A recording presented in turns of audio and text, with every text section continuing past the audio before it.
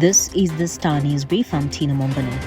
President William Ruto's administration has come out guns blazing in swift rejoinders to escaping attack by Catholic bishops as the government embarks on a new communication strategy.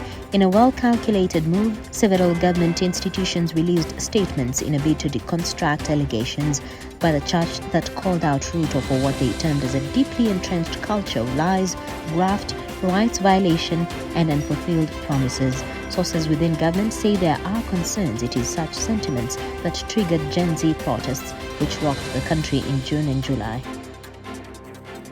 Get a copy of The Star by subscribing to our e-paper for only 40 shillings by logging on to www.mgazzetti.com.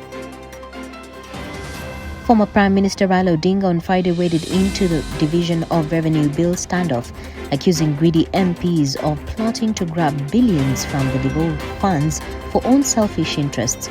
The Division of Revenue Bill gives the amount the two levels of government should get from national revenue.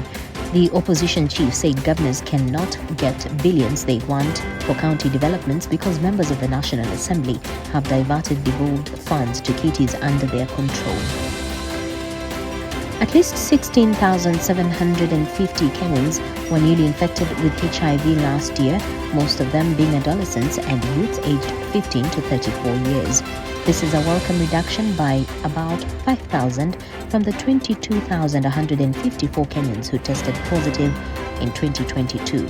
The National Syndemic Diseases Control Council released the preliminary figures on Thursday in Machakos ahead of the World AIDS Day on December 1st. Kenya has significantly reduced the impact of HIV and AIDS over the past 10 years, achieving a remarkable 68% reduction in AIDS-related deaths. Mining CS Hassan Joho has narrowly escaped serving a jail term after a court of appeal overturned a contempt conviction he was handed. During his tenure as Mombasa governor in 2019, Joho had been sucked into a fight over a prime piece of land. A steel billionaire who claimed ownership protested attempts by the county administration to reacquire the parcel. And some chicken meat sold around Nairobi carry bacteria that is resistant to critically important antibiotics. Tests by the University of Nairobi have shown the high prevalence of multi-drug resistant E. coli in Nairobi chicken meat may pose a human health risk from consumption of undercooked meat or unsanitary handling of the contaminated chicken. Antibiotic resistance occurs when bacteria change so that antibiotic medicines can't kill them or stop their growth.